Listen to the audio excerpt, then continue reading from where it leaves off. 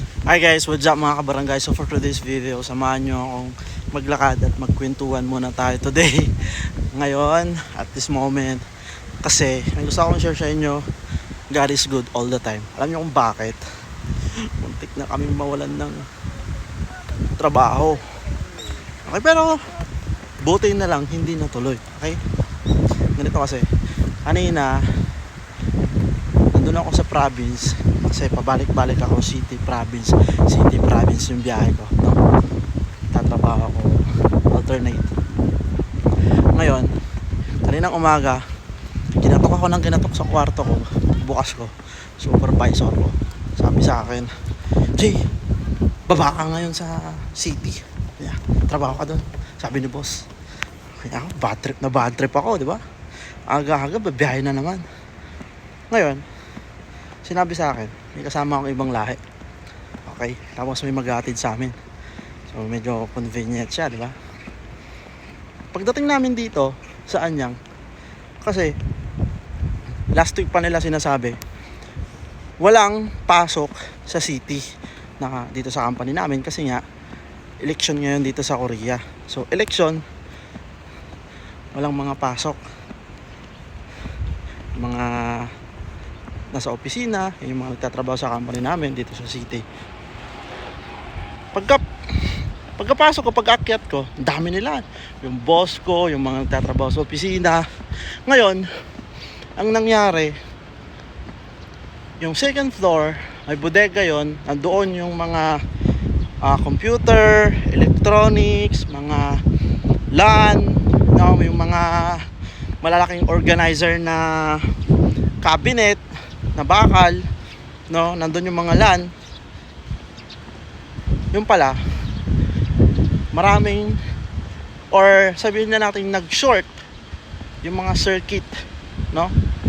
Madaling araw, tinanong ko yung isang Korean, yung nakakita, no? Sabi ko, na paano? Sabi niya, nagkaroon ng apoy, sabi niya. Basta bull, sabi niya, basta apoy. Anong oras? Sabi ko, madaling araw. Sabi niya, 2:30 to 3 a.m. Biruin nyo guys, madaling araw. Napansin pa niya, mga ganong oras tulog ng mga tao dito sa Korea. Kasi mga tao dito, no, maagang natutulog. Buti ka mo, napansin ko yung CCTV din kanina, nakatutok doon sa bodega ngayon, no? Ang galing, ano? Buti na lang talaga, agapan.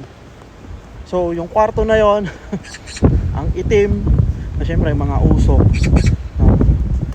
Ang ginawa ko, tsaka yung kasama kong ibang lahi, unas kami, nililisan namin yung pader, yung kisame, no? At the same time, lunch break, kung nagpakain si boss, kumain kaming lahat, shabu-shabu. After nan, pasok ulit. Tapos bumalik na sa province yung naghatid sa amin at saka yung isang lahi. So ako na lang yung natira. Pintura, no? Pininturahan ko yung isang kwarto, palibot white para new look ulit. Yun lang, gusto ko lang i-share yung kaganapan ngayon. Actually naglalakad din ako, wala akong bike, pauwi ako. Kasi kanina nung pumunta kami dito sa city, dumiretso na kami sa company. Hindi na ako dumiretso sa bahay para kunin yung bike. So yun, naglalakad ako, lapit na rin ako sa bahay. At the same time, dadaan ako sa Loteria dahil nagkikrave ako ng cheeseburger, double cheeseburger. 1 month ko natang kinikrave yun. Nakakalimutan ko lang kumain or pumunta dun sa Loteria. 1 month or 2 weeks. Okay? So wala lang, share ko lang, God is good all the time. Diba? At least walang nangyaring malaking sunog sa company namin. Safe na safe ang lahat, safe ang company. May trabaho pa rin tayo. Diba? Ayun. Palagan natin yung mga trabaho natin.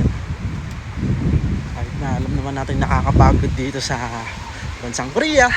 Pali-pali, laking mabilis, laking busy, trabaho dito, trabaho doon, pero wala eh. Yan yung bread and butter natin for now dito sa bansang Korea. Bread and butter natin sa buhay. Laban lang. Let's go. Summer na rin ngayon guys, tag-init, pero hapon na rin, 5:30. Sarap ang hangin, presko. Ang dito na lang. See you in my next video. God bless.